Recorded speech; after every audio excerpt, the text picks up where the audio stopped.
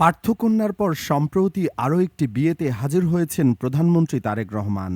বেশ জমকালো সে বিয়ের অনুষ্ঠানের ছবি ভিডিও সোশ্যাল মিডিয়ায় ছড়িয়ে পড়লে অনেকেই অবাক হয়েছেন।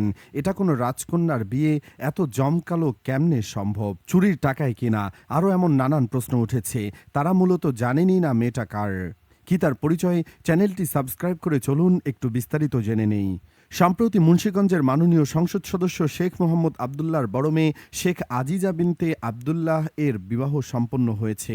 এই শুভক্ষণে উপস্থিত ছিলেন আমাদের প্রধানমন্ত্রী তারেক রহমান সহ আরও অনেক সম্মানিত ব্যক্তিবর্গ, যা অনুষ্ঠানটিকে আরও গৌরবময় করে তোলে। শেখ মোহাম্মদ আবদুল্লাহ কেবল একজন সংসদই নন, একই সাথে তিনি একজন সফল শিল্পপতি। তিনি আল মুসলিম গ্রুপের এমডি, প্রায় 10টি গার্মেন্টসের মালিক তিনি। তাই স্বাভাবিকভাবেই তার মেয়ের বিয়ে জমকালো হবে। শেখ মোহাম্মদ আবদুল্লাহ ছাত্রজীবন থেকেই শহীদ রাষ্ট্রপতি জিয়াউর রহমানের আদর্শে অনুপ্রাণিত হয়ে বিএনপির রাজনীতির সাথে সম্পৃক্ত হয়ে অদ্যাবধি সকল কর্মসূচিতে সক্রিয়ভাবে অংশগ্রহণ এবং নেতৃত্ব দিয়ে আসছেন। সর্বশেষ নির্বাচনে মুন্সিগঞ্জ 1 আসনে জয়লাভ করে সংসদে গেছেন। তিনি সর্বদা বিএনপির বিভিন্ন কর্মসূচি পালনে নির্যাতিত, নিপীড়িত ও হামলা মামলার শিকার হওয়া নেতা কর্মীদের আইনি সহায়তার মাধ্যমে জামিন ব্যবস্থা করে তাদের পরিবারের পাশে থেকে প্রতিনিয়ত খোঁজ খবর রেখেছেন।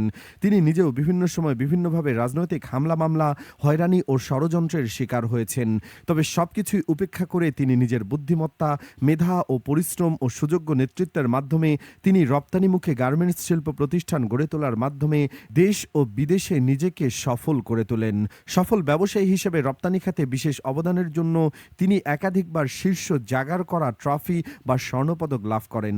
বর্তমানে তার শিল্প প্রতিষ্ঠানে বিভিন্ন স্তরে প্রায় ৩২,০০০ শ্রমিক, কর্মকর্তা কর্মচারী ও স্টাফদের চাকরি প্রদান করে অর্থনৈতিক চাকা সচল রাখতে জাতীয়ভাবে বিশেষ অবদান রাখছেন। নিজস্ব অর্থায়নে নিজ গ্রামে Ali Asgar and Abdullah degree college, Jamia Sheikh Mohammad Abdullah Qawmi Madrasa প্রতিষ্ঠা করেন। রায়বাহাদুর শ্রীনাথ ইনস্টিটিউশন, দ্বিতল ভবনের 2টি কক্ষ ও কম্পিউটার ল্যাব প্রতিষ্ঠা, রাজানগর হাই স্কুল দ্বিতল ভবনের 2টি কক্ষ নির্মাণ ও অসংখ্য শিক্ষা প্রতিষ্ঠান ও সেবামূলক অনেক প্রতিষ্ঠানে আর্থিক সহযোগিতা করেছেন। সিরাজদি খান উপজেলার বিভিন্ন শিক্ষা প্রতিষ্ঠানে ছাত্রছাত্রীদের বৃত্তি প্রদান এবং তেঘরিয়া, গোপালপুর সরকারি প্রাথমিক বিদ্যালয়ের অতিরিক্ত ক্লাস নেওয়ার জন্য প্যারা শিক্ষক নিয়োগ ও তাদের বেতন প্রদান করেছেন। এছাড়াও সিরাজদি খান শ্রীনগর সহ দেশের বিভিন্ন অঞ্চলে মসজিদ, মাদ্রাসা, স্কুল, কলেজে অনুদান প্রদান করে আসছেন। মানিকগঞ্জে 2 হাত কাটা মেধাবী ছাত্র রুবেলকে পড়ালেখার খরচ বাবদ প্রতি মাসে আর্থিক সহায়তা প্রদান করেন। এছাড়াও 6 জন অন্ধ হাফেজ সহ বিভিন্ন মাদ্রাসার ছাত্রদের পড়াশোনার জন্য আর্থিক সহায়তা করে যাচ্ছেন। শিক্ষাক্ষেত্রে বিশেষ অবদানের জন্য তিনি 2006 সালে চ্যানেল আই কর্তৃক মুন্সিগঞ্জ জেলার সেরা শিক্ষানুরাগী হিসাবে পুরস্কার লাভ করেন। বৈষম্য বিরোধী ছাত্র জনতার আন্দোলনে যারা শহীদ ও আহত হয়েছেন তাদের পরিবারকে বিপুল পরিমাণ আর্থিক সহায়তা প্রদান ও সুচিকিৎসার ব্যবস্থা করেছেন।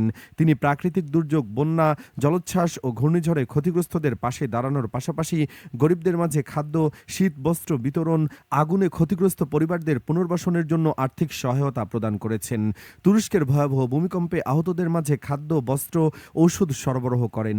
উপকূলীয় অঞ্চলে সিডোরে ও সিলেটে বন্যা দুর্গত এবং রংপুরের মঙ্গা এলাকায় অনেক পরিবারকে খাদ্য, বস্ত্র, ঔষধ ও আর্থিক সহায়তা প্রদান করেছেন। আরও উল্লেখ্য যে ধসে যাওয়া রানা প্লাজার আহত শ্রমিকদের উদ্ধারের জন্য উদ্ধারকর্মী নিয়োগ, প্রতিদিন খাবারের ব্যবস্থা, চিকিৎসার সুব্যবস্থা সহ আহত শ্রমিকদের পুনর্বাসনের জন্য বিপুল পরিমাণ অর্থ অনুদান প্রদান করায় বিজিএমইএ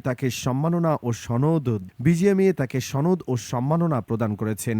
তিনি নিজ অর্থায়নে শেখরনগরে ব্রিজ থেকে তীর্থঘাট 1.50 কিলোমিটার পর্যন্ত রাস্তা পাকা করেন এবং গোপালপুর নামার একটি হাঁটি রাস্তা সহ অনেক রাস্তার উন্নয়ন সাধন করেছেন।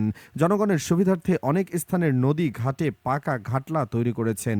অন্যদিকে অনেক কবরস্থান ও ঈদগাহ মাঠের জন্য অনুদান প্রদান করেছেন। উল্লেখ্য যে শেখরনগর ইউনিয়নের 3টি ব্রিজ নির্মাণের ক্ষেত্রে তার বিশেষ অবদান রয়েছে। যাই হোক, কমেন্টে জানাতে পারেন কেমন লাগলো নতুন জামাই বউকে। ধন্যবাদ।